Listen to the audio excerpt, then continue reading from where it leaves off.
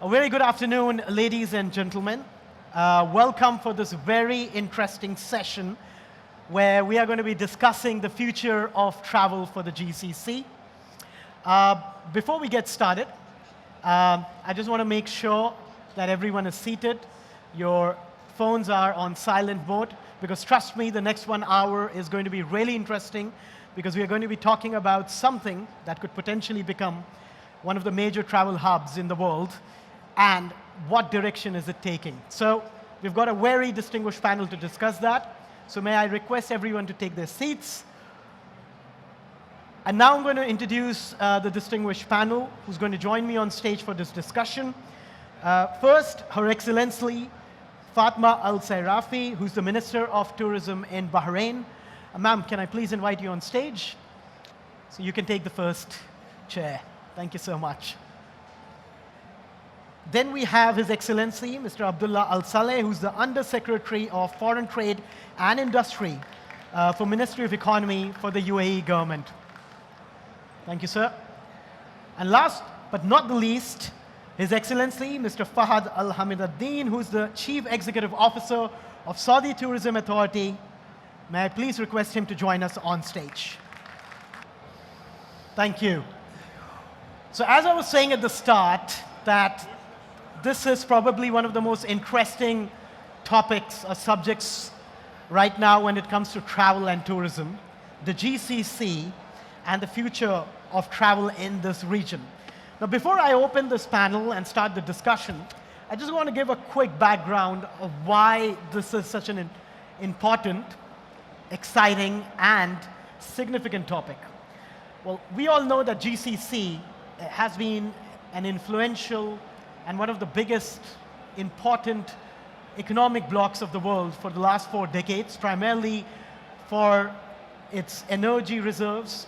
If you talk about the Middle East, nearly a third of oil produced, global oil produced, is from this region. And when we talk about the GCC, it has some of the largest oil producers in the world. But now we are looking at the future where the countries in this region are looking to transition to a greener future and move away or reduce the dependence when it comes to oil exports.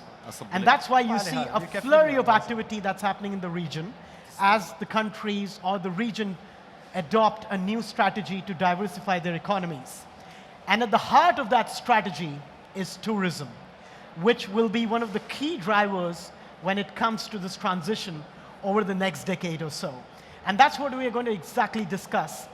That can the GCC as an economic bloc come together and establish itself as a travel and tourism hub, something on the lines of what Europe has done with Schengen. And that's what we're going to discuss in detail. So without further ado, I want to start by asking all 3 of you a very quick question in one line before we discuss that in detail. What's the one big opportunity when it comes to tourism for the GCC, and one big challenge, just in one line, and then we'll discuss that in detail as the discussion progresses. So Your Excellency, we'll start with you. One big challenge and one big opportunity. Thank you, Samir, and it's great to be with all of you here today in this very exciting and interesting panel.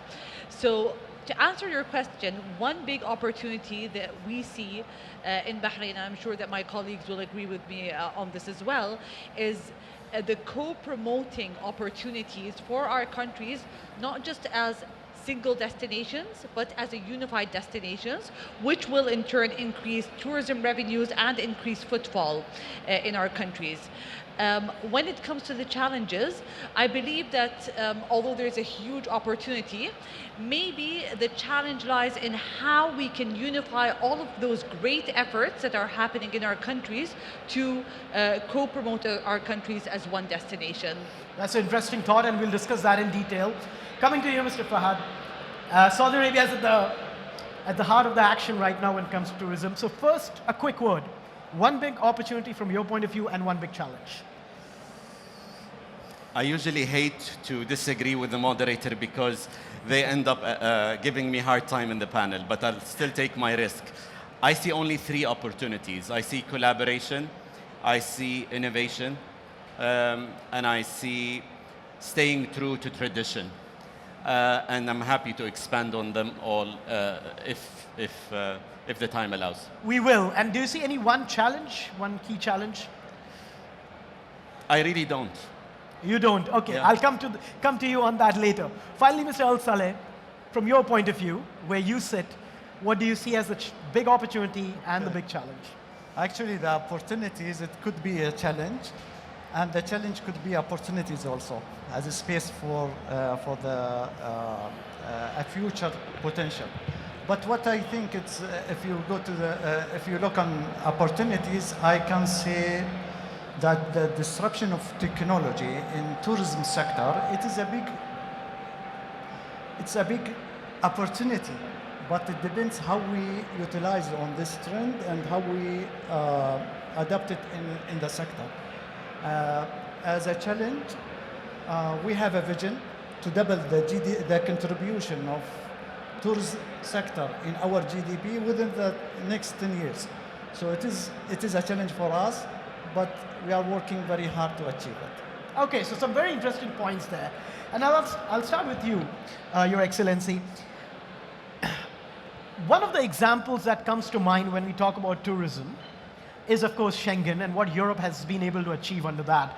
I mean, just to throw some quick numbers, last year, 585 million tourists visited Europe. If you look at the top 10 most visited destinations in the world for last year, 6 countries were from Europe and part of Schengen. So over the years, Schengen has demonstrated that if the countries get the synergy right, they get the right strategy, it can benefit everyone in that bloc. Can the GCC replicate that model, what Schengen has been able to do, as a tourism hub? And do you see, when it comes to cooperation, are you seeing examples of some of the successes that you've seen in recent years? Samir, that's a very interesting question. And let me share with you some key facts and figures of the Kingdom of Bahrain and what we have done to achieve those numbers. So when we announced our strategy, our 5-year strategy that spans from 2022 until 2026, one of the key performance indicators that we included in the strategy is the number of tourists that will visit Bahrain. So initially, the KPI was 8.3 million tourists for 2022. So the actual number that was achieved was 9.9 million. And the reason why I'm sharing this number with you today is because of one key initiative that the Kingdom of Bahrain did that is different than the previous years. What the Kingdom of Bahrain started to do is it started to co-promote Bahrain as a unified destination with some of the countries in the GCC. And we started this as a pilot project with the Kingdom of Saudi Arabia, with the United Arab Emirates, and we're underway with the rest of the GCC countries as well. And that initiative in itself increased the tourism traffic in the Kingdom of Bahrain. We realized that when we identified our target markets, so as part of the strategy, we have 14 target markets, all of the GCC countries, of course, and some of the countries in Europe and in Asia. We noticed that when we went ahead and we co-promoted Bahrain as a unified destination through the 100 plus tour operator signings that we had in those target markets, the footfall also increased in Bahrain, and the diversity of the nationality of tourists also increased. So I hope that answers your question in terms of what effect we see in the Kingdom of Bahrain if all the GCC countries unify their efforts in terms of promoting and in terms of also showcasing the different unique tourism offerings that each country has. It's a very interesting point you raised about how there was an increase in traffic because you started co-promoting with other GCC countries. And I want to get you in, Your Excellency, Mr. Fahad, on that. Now, Saudi Arabia is a sleeping giant that's woken up over the last 5 years, as someone told me on my last trip. Tourism is at the heart of it. How do you, when you are promoting yourself as a new destination, travel destination, look at this? Do you think that coming together with other countries in the region will be more beneficial when you present yourself as a unified destination? Or you think that takes away the USP when you're trying to establish yourself in the market as a new big destination? So the short answer is we look at it as a region, not as a country. You see, from day one when we launched Saudi, we said, welcome to Arabia, because we believe the whole participants in this panel are part of Arabia. And we have in the house the representative of the UNWTO, their last announcement, Mrs. Al-Bayman, the last announcement from them is this part of the world is the fastest growing region, followed by Asian Pacific. So what I'm saying is, world travelers today, how do they think of travel? They think of regions. Then that's how we should think. It's not our choice. We should follow what travelers think. And I strongly believe that the success of each complements the other. It's the tide that lifts all ships together. So that's why I strongly believe that collaboration is the name of the game for us, individually and collectively. It will offer more and better experience for travelers, and we will reap the benefits. You talked about visas. I think visas is something that is naturally tricky because of border security, and you don't want to go at the speed of the slowest wheel. I think we're all, as individual destinations, we are growing at and regulating at different pace. I can talk about Saudi. Saudi launched the e-visa, and you can get your visa instantly in 5 to 10 minutes or on arrival for 51 countries. Then we launched GCC residency visa online for all countries. It was followed by Qatar, and we saw it last maybe 2 weeks ago or so. It's fantastic.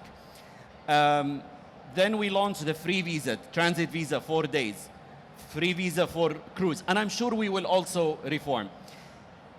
What happened, and Her Excellency highlighted a very good point, we also saw the World Cup, a fantastic pilot for what joint visa can do for all. We all benefited from the World Cup. So the World Cup experience gave us all a jump start pilot to test our access regulations. But I believe that the travelers of tomorrow will always look at multiple stops, routes, and regions. And this region has proven to be the fastest growing. It's our job to keep it as one. Mr. Al-Saleh, if I get you in, and it's something very interesting what His Excellency Mr. Fahad was talking about, that it's important to promote the whole region, Arabia region, as one. If you talk about the UAE, it got a head start when it comes to tourism, as one of the leading destinations in this part of the world, and the tourism numbers have been strong. In fact, the list I was mentioning at the start, the top 10 most visited destinations, UAE was number 10 last year. Now you're entering an era where other countries in the region are also looking to attract more tourists. As someone, when I say someone, the UAE, which has established itself as a tourism destination, how can you benefit by coming together and collaborating with other countries in the region? Interesting. We have an experience here in UAE. We have 7 emirates, where each emirate, they develop itself to be a destination for tourism. And at the same time, they are competing with each other, but the competition is healthy.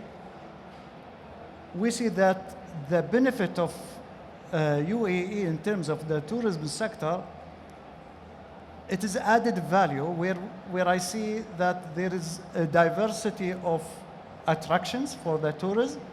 It's a wide range of alternatives for tourists to visit UAE. Instead of visiting only one emirate, they will spend more time. They will have a much better experience if they have visiting other emirates. So once we started the program, participating in promoting the country as a destination for tourists, and we engaged all emirates with us under one umbrella.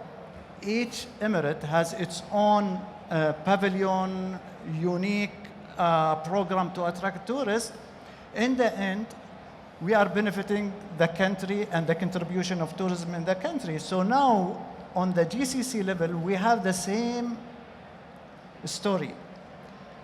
All the GCC, they believe that the tourism sector is vital for the growth of the economy. It's very important. And we have one common market, unified policies. The culture is similar. And we look on the benefit on the tourism sector in two sides. One on the supply side and the other one on the demand. And where we can benefit in both sides by having an umbrella, regulations, policies, procedures to facilitate the growth on the supply and demand. For the supply, we have a common market. We are having unified regulations, commercial regulations for the GCC. So now, and the flow of people around the GCC, it's coming smoother with the time. So now, there is a potential for investors in tourism sector to look on opportunities in the GCC and go and expand their businesses to invest in tourism attractions and hospitality in all the GCC, and they will get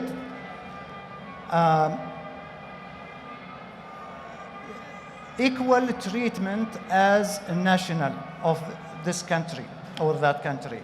So this is added value for expanding of the business, expansion of the investment, and a good return on the supply side. On the demand, that all the GCC now, they believe that if they provide a good experience for visitors, especially for long-distance visitors coming to this region, and instead of visiting one country, there will be a program to have to maximize their visit, to visit more than one country in the region. So the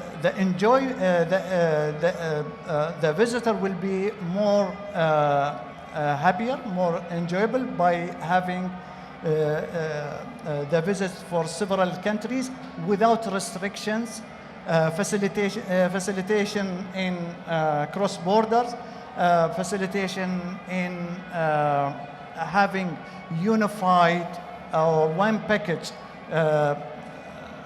distributing its time and visit for different countries in the GCC. Now, there are two interesting points, Your Excellency, which was raised by the two gentlemen. And I want to specifically pick on that. Visas.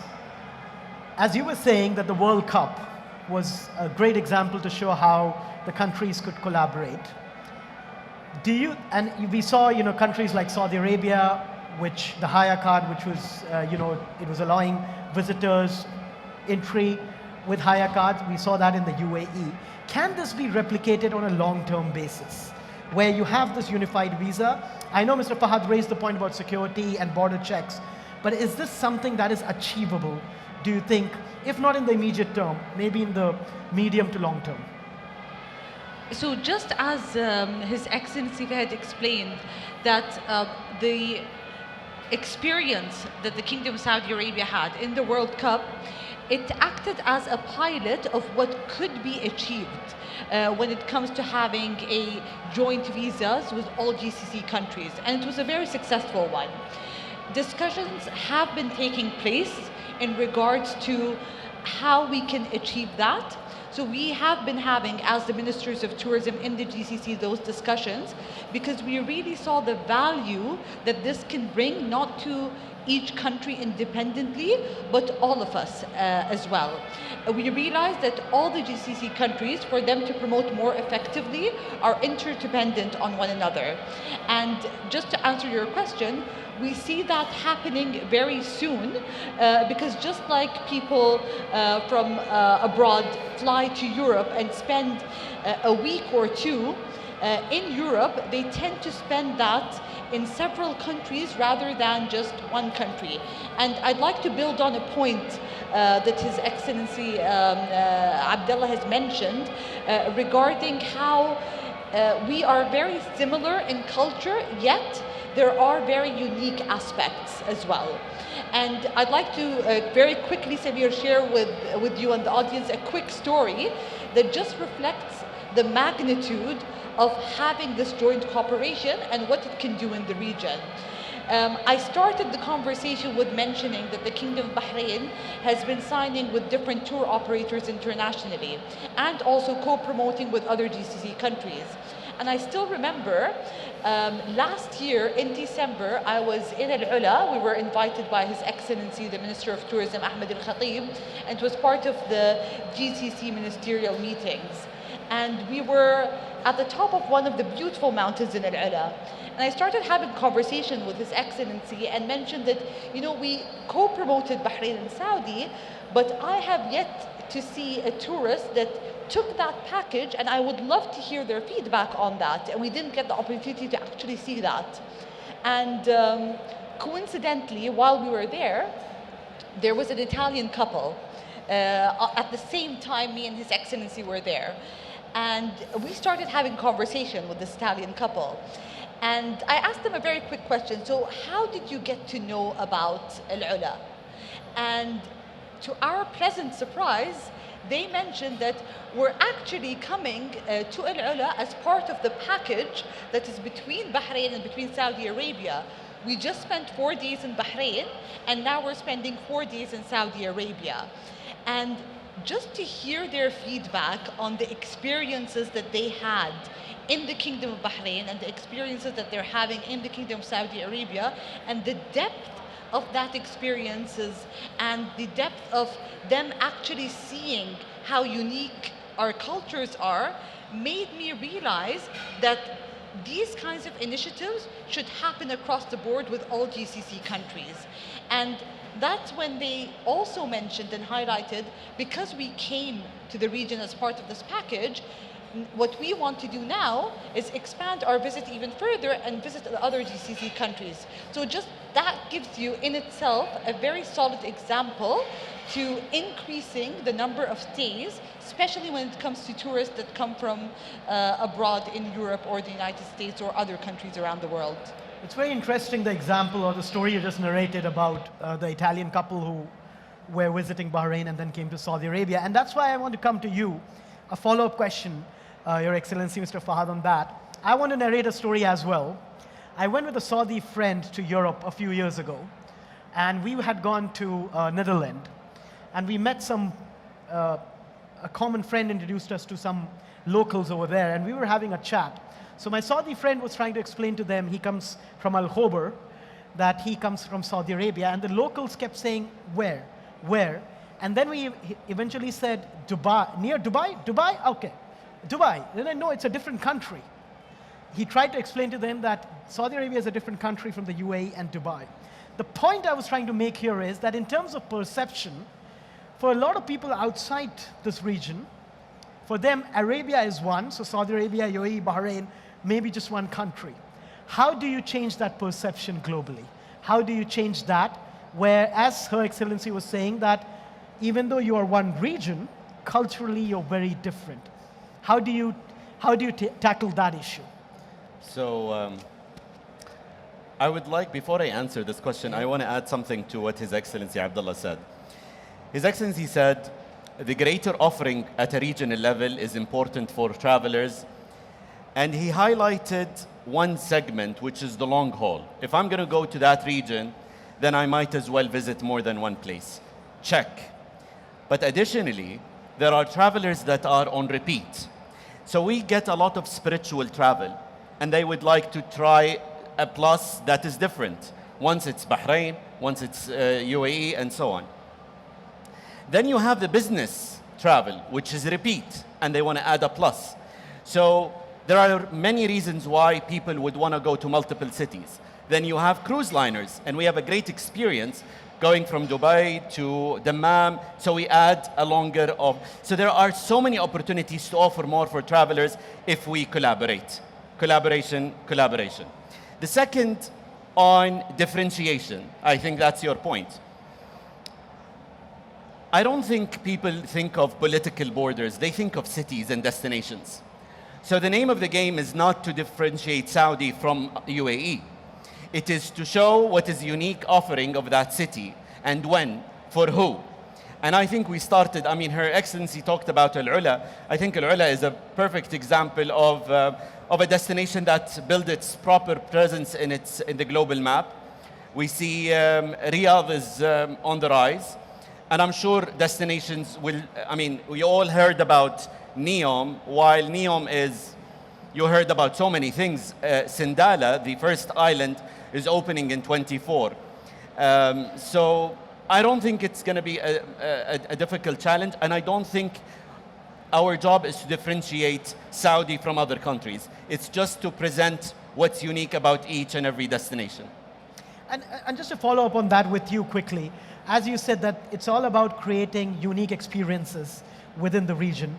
Al-Ula is one example you gave, the Red Sea Islands that are coming up.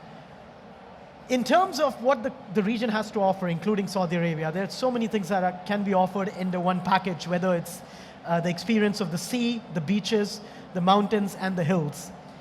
Again, from an outsider's point of view, when they look at Arabia, they think about desert and some very shiny cities like Dubai, Riyadh, and Oman has established itself as a niche category. How do you change the game over there? Is there a strategy you think that can be adopted to show that it's an all-encompassing destination, not just about one particular experience?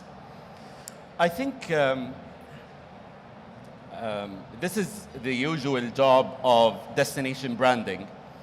You want to build awareness on the offerings and change and correct and crush perception.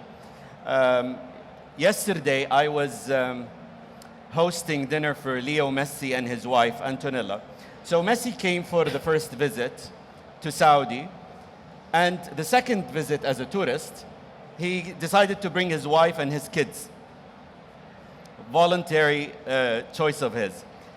Over dinner, Antonella was taking the conversation, and it was all about how friendly, how safe, how cool, it's not so hot, and so on. And I was telling her that last summer, my mom was in London, and she called saying, it's too hot. Where should we go? I said, whatever, you tell me, I'll arrange. She said, I want to go to Asir, the south of Saudi. I was like, that's ironic. I arranged that. She went with my aunts and few friends that were in London, where they traveled to the south of Saudi, and it actually gave me this big idea for next summer, is rethink summer and think of Saudi. And if I don't know, if I ask for a call of hands, how many of you have been to Saudi? With a show of hands. Okay, that's about 30-35%. So I would definitely say, rethink what you know, and summer will delight. Thanks to the highlands and the cool weather in the south of Saudi. I mean, usually in summer people look for what's cool. Cool is two things. Cool of attitude, splash and sea, and these two, I mean, Dubai is a perfect example, and Bahrain. They go from the coast down to the treasures of pearls of the sea.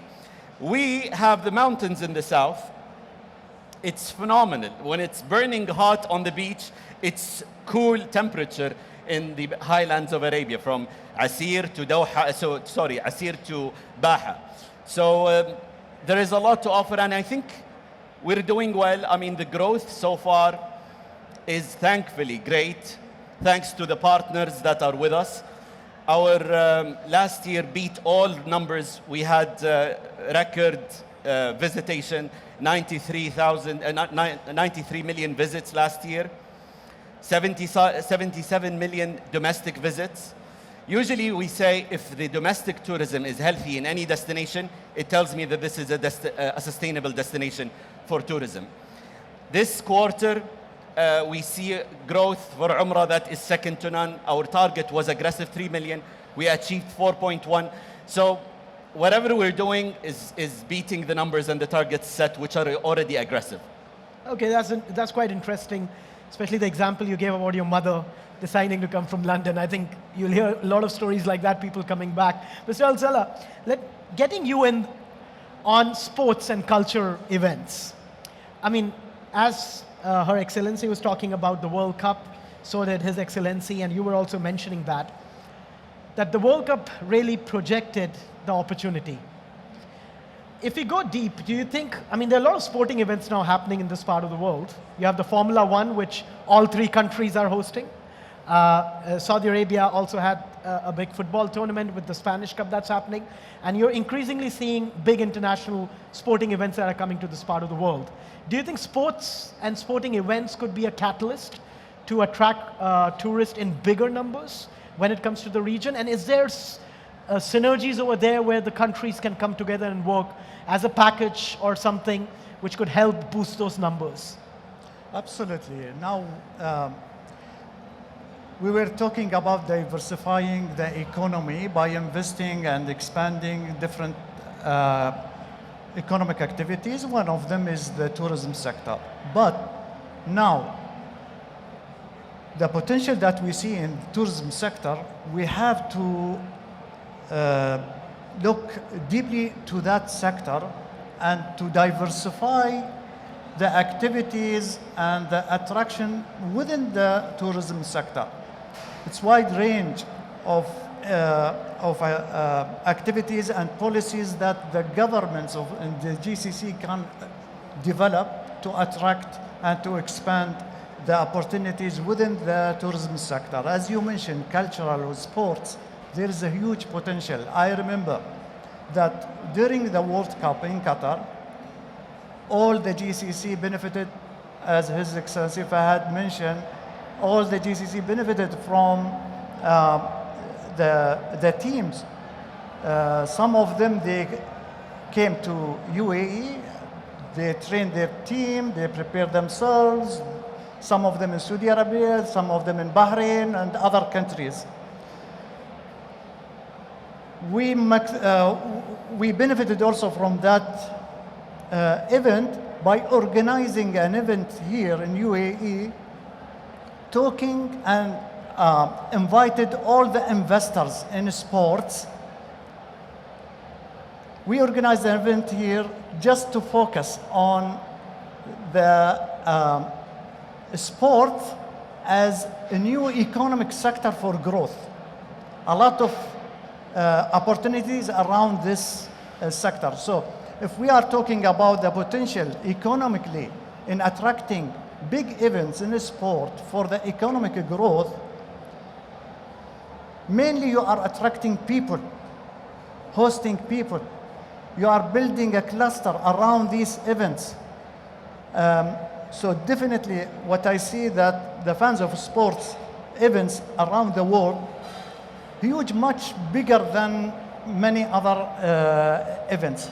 So emphasizing on sports, attracting major events, hosting events, and commercialize the sports itself, the activities, because the people who are working in sports, they don't have the commercial mentality, how to maximize, how to benefit from this events. And the investors at the same time, they are far from the sports events. They are not very well connected. So we need to bridge the gap between the investors and the sports and utilize on the sports activities as one of the main pillars to attract tourists and build a lot of activities around that events to present enjoyable journey for the visitors. Your Excellency, picking on that point, which His Excellency Mr. Al Saleh was elaborating about sports being a catalyst. I mean, in Bahrain you have the Formula One, and so I mean, Saudi Arabia and the UAE are also hosting that. We saw the World Cup was one big major event that happened, which usually attracts a lot of numbers. Do you think this can be done on a sustained basis, where every year sports will be able to draw huge numbers in terms of tourists coming to this part of the world? So when we launched our strategy, we launched it with 7 key pillars. One of those pillars was actually sports tourism, because we realized very early on the effects of sports tourism, not just for the Kingdom of Bahrain, but for all of the GCC countries. And just like His Excellency Abdullah mentioned, you see actually a ripple effect when there's a big sporting event that happens in one of the countries. There's a ripple effect that happens with the other countries as well. His Excellency Fahd spoke about travelers that come from long-haul flights. Usually what they do is they visit one country, but since they're in the region, they want to maximize also the opportunity of visiting other countries as well. And that's what we actually saw in the Kingdom of Bahrain when we had our very recent Formula One back in March. And in the Kingdom of Bahrain, the last Formula One that we had was the most successful one since we launched the Bahrain International Circuit. And one of the main contributors to that, we invested heavily in international promotions, and we also involved the private sector as well in the Kingdom of Bahrain to collaborate with the Bahrain Tourism and Exhibitions Authority to create sideline events that can ensure that the visitor for the Formula One also stays more in the Kingdom of Bahrain and increase the number of days. What we also notice, especially when it comes on the international visitor front, that they made sure that once they visit Bahrain, they also visit the other GCC countries as well, since they have come from a very long haul flight. And I really believe that whether it comes to sports tourism or business tourism or leisure tourism, in the Kingdom of Bahrain, we really saw the effects that those initiatives have in our national economy. As part of the national plan, we launched in October 2021 our economic recovery plan, which our tourism strategy actually stems out of. And very recently, we announced our key indicators. So we noticed that the contribution for the non-oil sector in the GDP in Bahrain surpassed 82%. And that is record-breaking for the Kingdom of Bahrain. And it's because of initiatives like these in the tourism industries and other industries as well, is one of the main reasons why the Kingdom of Bahrain and the other GCC countries were able to diversify their economies away from oil. Very interesting. I mean, 82% is a staggering number. Getting you in, Your Excellency Fahad, on this, I mean, it's very good to say that we can work together as a cohesive bloc. And there are examples of that which you all three spoke about. But let's talk about infrastructure. Do you think that is one area where, if that is improved, of course, air connectivity is quite good, but let's talk about rail connectivity. If that can be built, we already seen in Saudi Arabia, the success of the fast rail that has started between Jeddah and Medina, Makkah, and a lot of travelers are using it. Can that be, but that's focusing on spiritual tourism. If this can be expanded across the region, and of course it's a long-term project, this could bring in huge benefits when it comes to tourism, and especially regional tourism probably. People within GCC traveling to one country from one place to another. Would you believe it if I tell you that the busiest route in the world is Riyadh-Dubai? Well, it is. It's not spiritual tourism, my friend. Yeah. I think, as you said, Saudi is the giant awakening. I would like to also build on what my co-panelists have said about sports events. We came also late in the game. Formula One was pioneered and then developed, and we came and we had our contribution there. But for us we look at this not within the frame of sports, we look at it within a bigger frame of lifestyle travel. Lifestyle travel looks at events as a main driver, and it goes way beyond just sports. But within sports, as His Excellency highlighted, it's probably the largest driver of long-haul travel. While music, for example, is the least, you have fashion, you have in between. So there's a spectrum of lifestyle events that drive travel. But realizing this, we came up with the largest calendar of events. I mean, last year we had 9,200 events executed in Saudi. And Her Excellency highlighted the importance of engaging the private sector. While the government came in spending heavy to uplift and create that jump start, we realized the sustainable success is by handing over to the private sector. And I would like to maybe highlight a good insight from the World Cup of Qatar. The companies that made business most were the companies that were not in Saudi, that pushed travelers to Saudi from Qatar, from UAE, and so on. So I think events is definite important offering for all of us. And Saudi is, my understanding is that we had the highest intensity of events, lifestyle events, beating the #1 city in the world, Vegas. But going back to your question, you're saying what Transport infrastructure. Yeah, Transport. I would like to talk about innovation.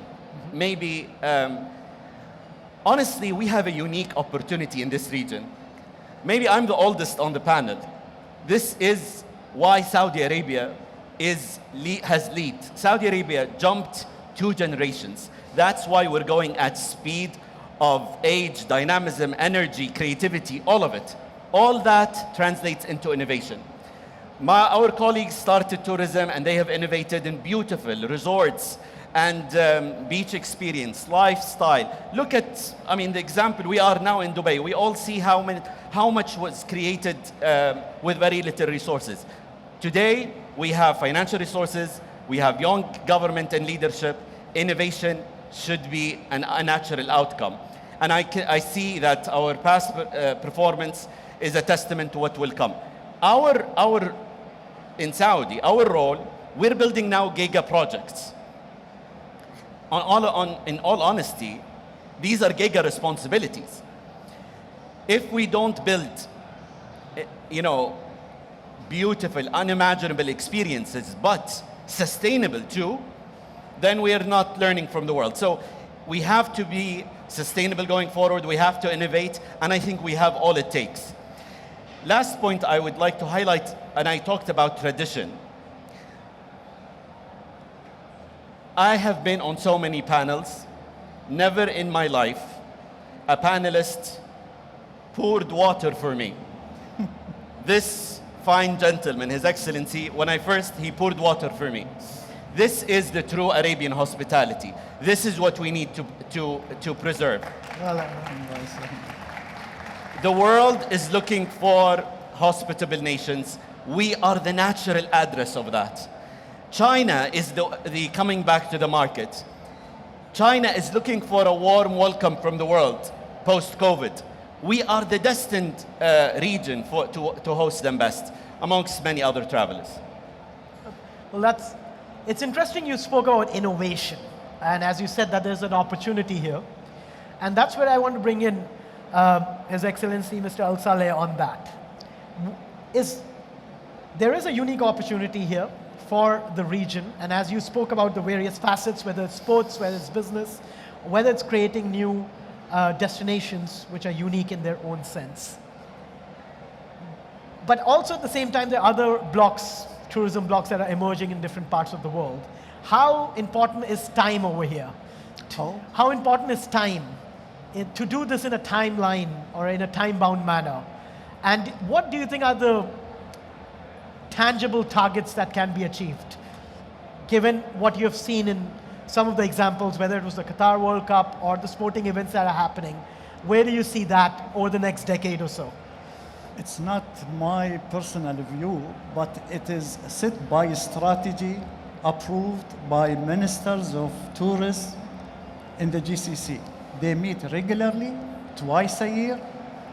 They launched the strategy for tourism for the GCC, and they have targets, they have KPIs to implement the strategy.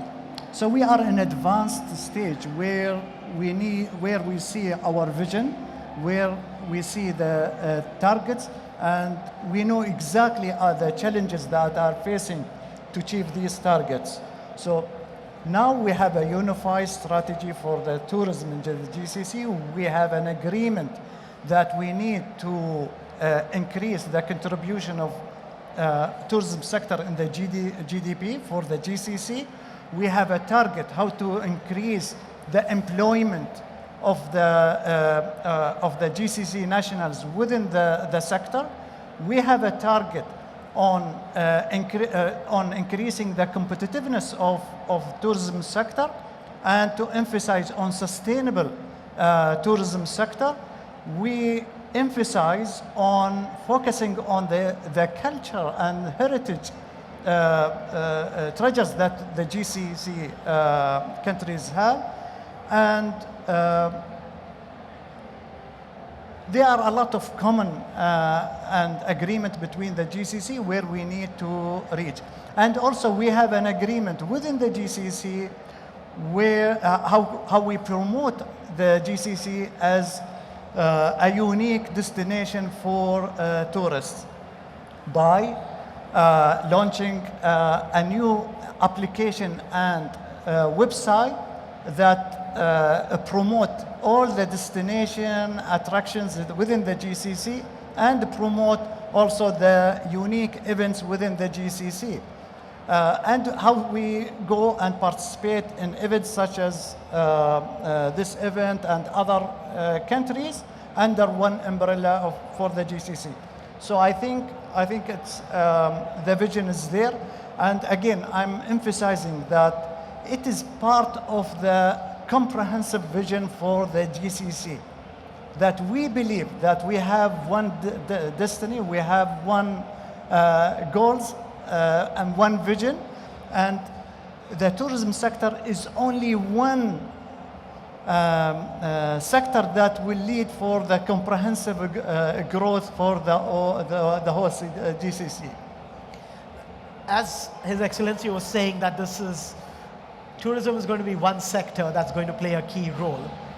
From your point of view, where do you see the GCC as a travel hub or destination, let's say in the next 10 to 15 years? What can be achieved really if you all can work together, and some of the plans that you all have spoken about? Where do you see GCC as a travel hub on the map, on the global map?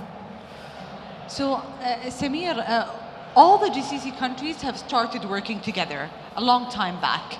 And we've noticed that the increase in number of tourists in all our countries are a testament to that. And I'd like to build on a few points that His Excellency Fahd has mentioned. When you look at the reports that were published by UNWTO, so the international recovery rate after COVID is at around 65%. When you look at the GCC countries, you're looking at a number that's between 90 to 100%. So that just gives you a very clear indicator on where we are heading. I really believe that with all the initiatives that each country is doing, and with unifying how we're promoting those initiatives and collaborating together, we are positioning all of our countries to be an international tourism hub that attracts visitors from all across the world. But Samir, if I may, I know that you're the moderator, but if I may ask you a question, sure, very quickly, and it's to build on something that has been said by His Excellency Fahd, which he put very beautifully when it comes to hospitality in all our countries. So my question to you, what makes you visit a country again and again? What is the main attribute in the country that would make you want to visit the country? I think it's the experience, and it's not just one thing. Hospitality is a big part of it, food probably is another part of it, but also the overall ease of travel. I think that also plays a key role personally for me. In fact, you asked me a question I wanted to ask you, all of you in the end, that one destination outside the GCC which you visited and you were quite impressed as an experience. And since you've already spoken about it, let me start with you. Outside the GCC, any country or region you've gone to where you had a fantastic experience and you said, something we can try and do here in your part of the world. So to answer your question, but I will go back to your answer as well and build Yeah. on it. But to answer your question, I've traveled a lot, whether it's for business or for leisure. And I believe that one of the countries that really stands out is New Zealand. New Zealand. Okay. New Zealand has that experience that, it caters for all segments.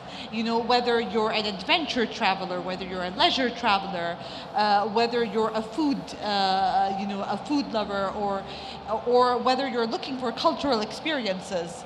And I still remember when I was in New Zealand last year, I started thinking about the Kingdom of Bahrain and the other GCC countries. And all those countries offer so much when it comes to all the aspects that make people want to come back to the destination. But going back to your answer, and honestly, when His Excellency Fahd mentioned the part about hospitality, it really put a smile on my face, because I really believe that it's an asset that all of our countries have that is sometimes overlooked, and we're so much looking forward to share that with the world. And even before I came into tourism, before being a minister, I was the deputy CEO of the Tourism Authority, and I used to go from time to time to different touristic places in Bahrain, and whenever I see tourists, I start a conversation with them, and I ask them one question: what would make you come back to Bahrain? And the obvious answer that you'd expect is, well, we'd come back for the cultural sites, or we'd come back for the food, or we'd come back for the adventure. The answer was never that. The answer was always, always the same. No matter what the nationality, the reason why they would come back to Bahrain is because of the people of Bahrain. Very And interesting. this is something that we're extremely proud of in the Kingdom of Bahrain, and that I see in all of the GCC countries. So I really believe that one of the key success stories that we have in all our countries is that we have really invested heavily when it comes to our people, and we'd love to share that story with the world. Very interesting, which you said about hospitality, and that's something which His Excellency Fahd mentioned. And it is quite true. During the World Cup, when I was in Qatar, covering the World Cup, I came across a lot of football fans, and some of them had attended 5 to 6 World Cups. And the one thing they said that stood out in Qatar was the experience, the safety, and the overall experience which they didn't expect. They're like, this was the safest World Cup. They had the calmest time. A lot of women were saying how safe it was to go out during the night, from one stadium to another, and the hospitality. And that's something I think which talks about the whole region, as you were saying. So I want to bring you in what I asked Her Excellency, someone who has clearly traveled a lot across the world. One region, one country, one destination or city, whatever, which you visited outside the GCC and really caught your attention and you were impressed. In GCC or outside? Outside GCC. After Manama and Dubai, I will say maybe London. And thank you for asking her first. I got time to think about. No, but I believe that travelers go to destinations based on two: inspiration and comfort. What Her Excellency highlighted is the comfort level. Comfort stretches from convenience, so it's easy to go, it's near, it's accessible, convenience, down to belonging. When you feel home, that's when you are at your utmost comfort, and that's a sense of belonging. The people deliver that best. No service can deliver that sense of belonging. So if you do that, I see the community that I have built in London probably is what gives me that feeling. Obviously, that goes back to my personal upbringing. I was born there, and so that's why. But what I have found is that in our part of the world, you can easily connect people. It might scare you off at the beginning. A British lady who's very wealthy and accomplished and has businesses, she came to Riyadh for the first time last year, and she said, I received her from the VIP terminal. And I took her out right from the gate, and she said, oh my God, can't believe I had a mental Saudi person next to me. He thought that he can invite me to bogus wedding of his sister, and I would go. And he was in first class. Surprising how invading boundaries and crossing boundaries. And I was like, listen, it might be true. She said, no way it's true. He doesn't know me. He's mental. I was like, okay, fine. Do you know what he looks like? Do you know what he's wearing? Okay. We went to the normal terminal, and we waited for him to come out. 40 minutes waiting. He came out. I said, can I ask you to get me an invitation for this wedding? He said, of course. He took my WhatsApp, and I got the invitation. I sent this lady to the wedding. She went to the wedding with my friend, a female, to make her feel comfortable. She cried. She said, I just can't forgive myself. Talking about people, it goes layers and layers beyond a smile and a welcome. Your Excellency, what do you think about, the same question to you. You've traveled a lot, I'm sure. Any region or destination that caught your attention in terms of the travel experience outside the GCC? Well, New Zealand and London are the two answers I've got. Let's see what you have.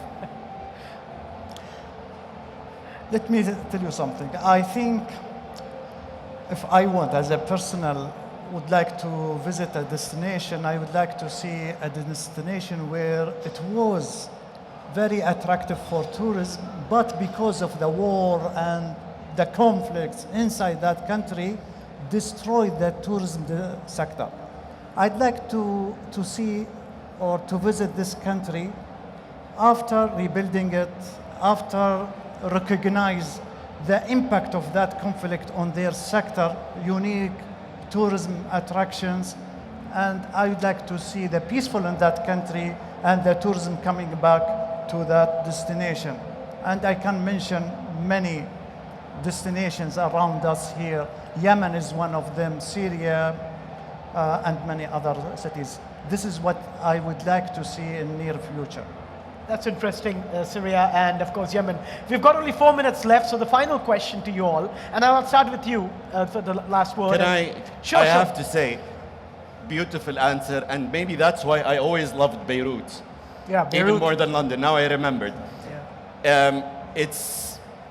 It's a mess after the civil war, but it's a fascinating destination because of the rich culture and how cultivated that city is, to be honest. It's a continuous source of inspiration in the region for me. Well, that's right. A lot of people do talk about Beirut as a city that's inspired them in the region. Final question. We're talking about GCC as this major economic bloc. What would success look to you 10 years from now when it comes to establishing GCC as a major tourism hub? What, if you had to spell a tangible target from your point of view, that yes, if we have achieved this, this means we are on the right track to establish the GCC as one of the major travel hubs of the world? I believe that what's happening here now in Saudi Arabia, it's amazing. We have witnessed with Her Excellency Fatima a visit for Saudi Arabia. We saw the development in Saudi Arabia, and it's amazing plan. They are going in high speed to develop to the tourism sector, not just destinations or cities or heritage places, but also working on building capacity and training people, Saudis, to be tour guides to work on hospitality sector. So I think the successful and the achievements that all the GCC should look on that sector as a very potential and high potential for their growth, for their employment, for as a future potential for increasing the growth and to have a sustainable economic growth in their economies. So sustainable economic growth, employment, some of the key things you will look for. Your Excellency, to you now, what do you think would success look like if 10 years from now, maybe we can start with you, Her Excellency. What do you think would be a definition of success for you 10 years from now to showcase that GCC is this major tourism hub? When we look at other countries in the world, you'd find that travelers would say, I'm going to Scandinavia, and they'd visit, Norway, Finland, Sweden. You'd hear them say, I'm going to Asia, I'm going to Europe. I know that the day will come where, and that day will come very soon, where tourists are going to say, I am going to the Gulf. And when we reach that point, that is going to be the major success key performance indicator for all of us, that we have branded our countries in a way that people don't say, I'm going to visit Manama, I'm going to visit Dubai, I'm going to visit Riyadh. Rather, they would say, I'm going on a trip to the Gulf. To the Gulf. That's what you're looking for. Factor. Final word to you, Your Excellency. What would success look like as 10 years from now? Maybe 2030, I would say opportunities. Number one, I would say 1 million jobs being created for the people of Saudi. And I would love to see women taking the lion's share, 60%. This sector is run by women. They are the decision makers as individuals or families. Women should be given the steering wheel, so hopefully someone other than me sitting in this chair. The second opportunity would be businesses. I think our Vision 2030 sets opportunities of $6 trillion for private sector. That's the only way for true sustainable success. And third opportunity would be for the economy, raising the contribution of the sector from 3 to 10% of our GDP, and tourism becomes the second, basically the new oil for Saudi Arabia. Well, that's very interesting. And anything for the GCC you would want to see? Those are the ones for Saudi Arabia. I don't think we can realize any of these if we think as a country. From day one, we thought Arabia, this is the land, this is the Arabian Peninsula. We see ourselves as one. And I can see the bridges are happening. Today, conversation, His Excellency talked about the collaboration on the platform. Her Excellency talked about the visa. I think what is ahead of us is only collaboration, innovation, and preservation of the Arabian tradition. Well, thank you so much for sharing your thoughts. It's, as you all mentioned, it's a fantastic opportunity, a lot of prospects to grow. Of course, there are challenges, which the countries are working together. But as Her Excellency was saying, I'll borrow from her, that if people start saying 10 years from now, or maybe sooner, that they're traveling to the Gulf, that would be a success story when it comes to tourism in this part of the world. And of course, the Arabian hospitality. Thank you so much for joining us for this very interesting session. Thank you so much to all my panelists for sharing their insights. Thank you so much.